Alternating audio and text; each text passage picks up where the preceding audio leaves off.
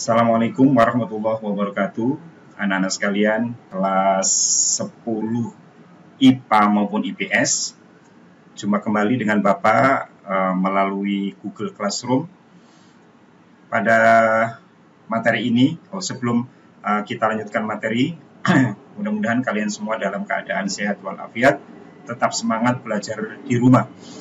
Ya, walaupun kita belajar di rumah, tidak boleh sampai semangat kita untuk belajar ini menurun ya. Seperti Bapak juga masih tetap semangat untuk terus mengajar kalian, walaupun dari rumah. Anak-anak sekalian, materi kita pada kali ini adalah masih di bab 2, materi C, yaitu tentang wilayah. Bicara soal wilayah, anak sekalian, wilayah itu adalah salah satu unsur dari terbentuknya negara. Unsur terbentuknya negara ini ada dua, ya, dibagi dua, anak sekalian. Yang pertama adalah unsur konstitutif. Apa, anak sekalian? Unsur konstitutif. Unsur konstitutif itu artinya unsur yang harus ada. Harus ada, tidak boleh tidak ada. Jika tidak ada, maka tidak bisa disebut negara.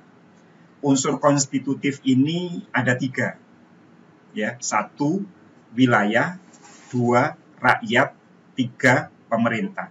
Bapak ulangi lagi, unsur konstitutif atau unsur yang harus ada, tidak boleh tidak ada, itu ada 3. Yang pertama, rakyat, wilayah, pemerintah. Salah satu dari 3 ini tidak ada, maka tidak bisa disebut negara. Unsur yang kedua yaitu unsur deklaratif, artinya unsur tambahan.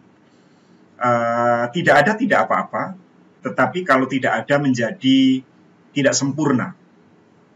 Unsur tambahan ini adalah pengakuan dari negara lain. Ya, pengakuan dari negara lain ini walaupun sebagai unsur tambahan, bukan unsur pokok, tapi tetap saja ini penting anak sekalian.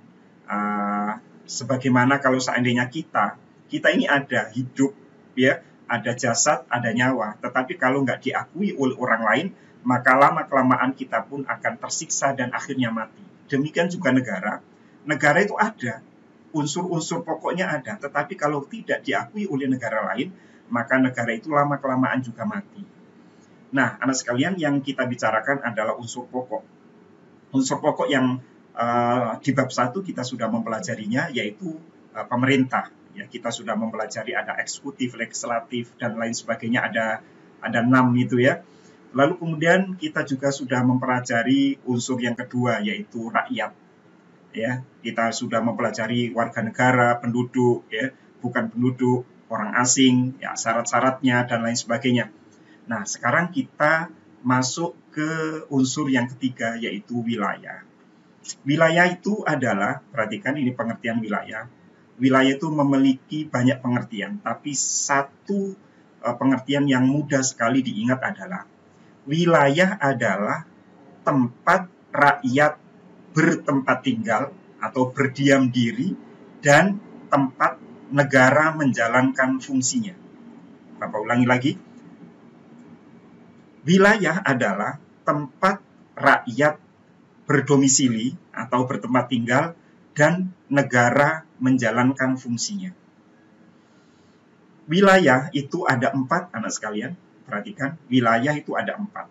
1, wilayah darat, wilayah laut, wilayah udara, dan 4, wilayah ekstrateritorial. Ekstrateritorial. Nah, anak sekalian, yang pertama yaitu wilayah darat. Wilayah darat adalah wilayah yang berbentuk tanah, bebatuan, pasir, dan juga termasuk perairan yang ada di dalam daratan. Itu termasuk wilayah darat. Wilayah darat ini, anak sekalian, adalah wilayah yang pokok. Karena di wilayah darat inilah rakyat bertempat tinggal dan negara bisa menjalankan fungsinya dengan baik. Karena kalau belum ada, Bapak lihat ada rakyat atau negara yang tinggal di laut, tidak ada. Apalagi di udara juga tidak ada. Jadi wilayah darat ini penting. Nah, wilayah darat ini ada batas-batasnya. Batas-batas wilayah darat, anak sekalian, ada ada tiga ya. Ada namanya batas alami, ada batas buatan, dan ada batas menurut ilmu pasti. Bapak ulangi lagi, batas wilayah darat adalah satu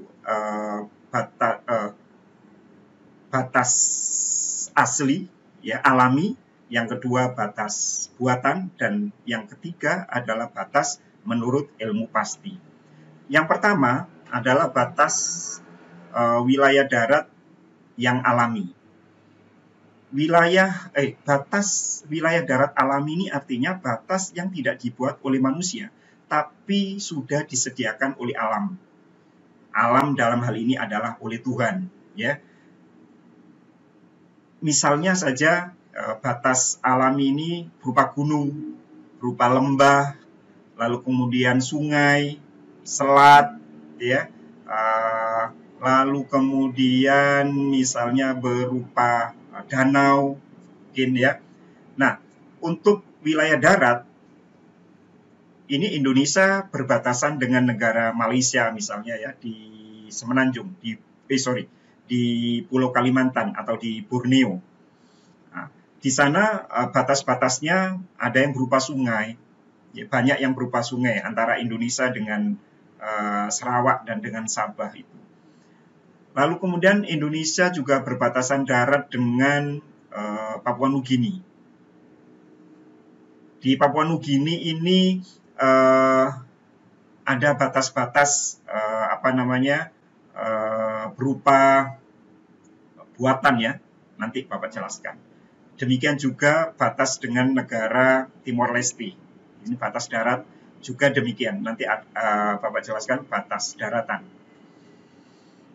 Lalu kemudian ada nggak berbatasan dengan laut atau selat? Misalnya dengan Singapura. Nah, itu ada Selat Malaka, ya. Lalu kemudian di Kepulauan Rio itu dibatasi dengan banyaknya selat dengan Singapura. Dengan Malaysia juga ada dibatasi dengan Selat Malaka. Nah, demikian sekalian. Itu adalah batas alami. Yang kedua adalah batas buatan. Batas buatan artinya batas antar negara, ya, yang dibatasi oleh sesuatu yang sengaja dibuat oleh manusia. Contohnya tiang pancang, lalu kemudian ditancapkan, lalu kemudian ada patok. Patok itu tiang tapi pendek, ya. Lalu kemudian ada juga batas negara itu yang dipagar. Ada pagar kawat berduri, atau pagar kawat saja, atau bahkan ada yang di tembok. Ya, ada batas negara daratan itu yang di tembok. Nah, bagaimana dengan Indonesia dengan negara lain? Ada juga banyak yang berupa patok. Indonesia dengan Malaysia tentu kalau dibuat pagar tembok tentu akan memakan biaya yang sangat mahal ya, karena batasnya beratus-ratus bahkan beribu kilometer. Kalau dibuat tembok, sayang sekali uangnya. Jadi ini banyak berupa patok. Tapi risikonya kalau dibuat patok atau tiang, ini akan mudah digeser. Dan seringkali ada isu bahwa batas antara Indonesia dengan Malaysia ini patoknya digeser, yang kemudian merugikan Indonesia sampai berkilo-kilometer. Nah, ini risikonya. Maka perlu ada penjaga perbatasan yang dilakukan oleh TNI, Tentara Nasional Indonesia. Lalu kemudian yang ketiga ada namanya batas menurut ilmu pasti.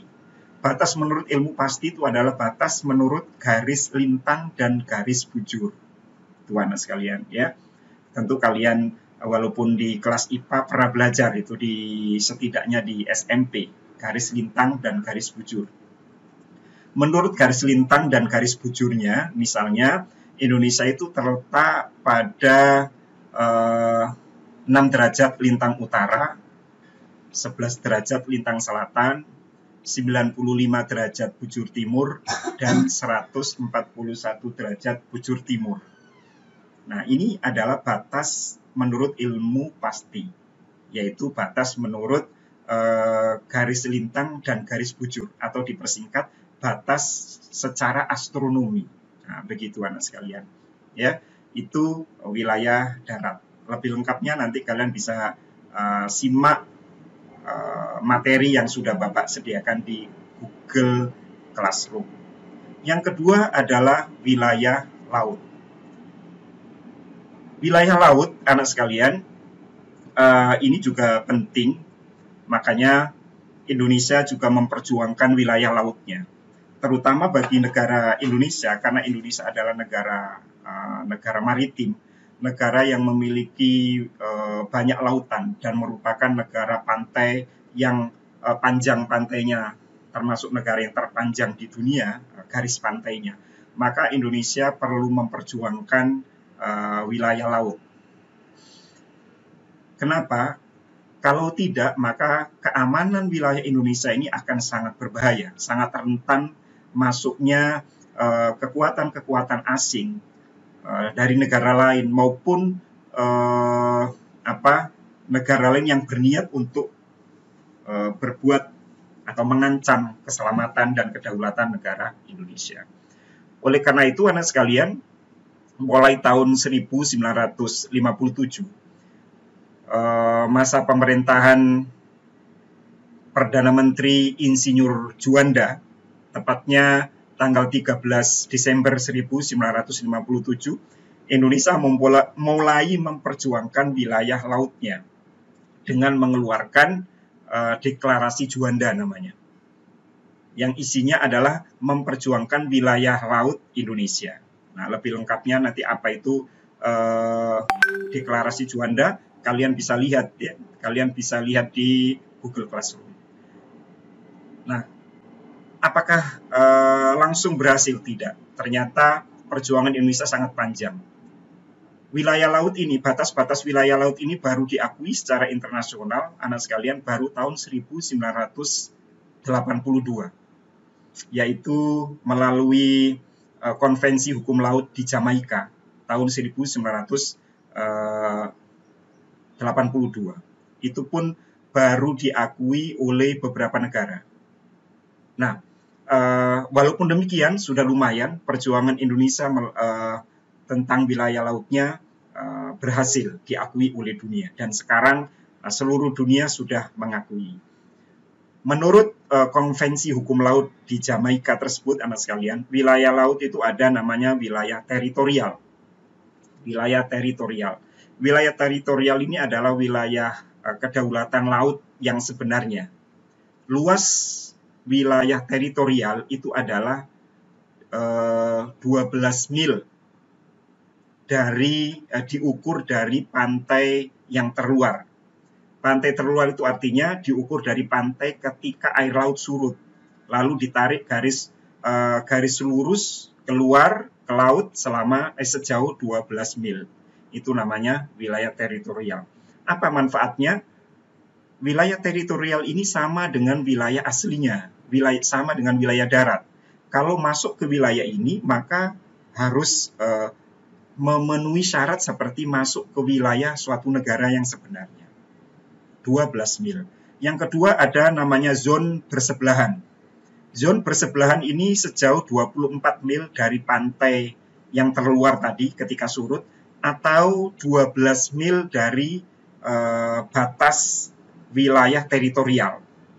Kalau diukur dari wilayah teritorial yang 12 mil tadi, ditambah lagi 12 mil keluar, itu namanya zon bersebelahan. Apa fungsinya? Zon bersebelahan ini berkaitan erat dengan kepabianan cukai ya. Ketika ada kapal-kapal asing yang masuk ke wilayah sejauh 24 mil ini, maka kapal-kapal tersebut sudah wajib membayar cukai, biaya cukai.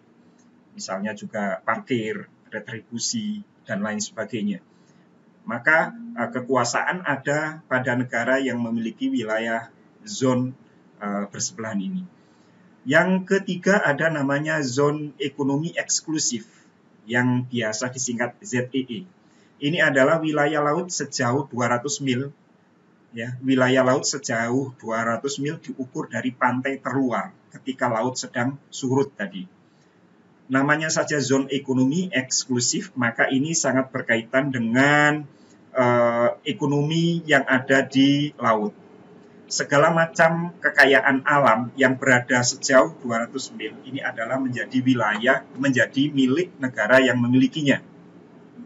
Ya, misalnya ikan-ikannya, mungkin juga ada rumput laut, mungkin juga ada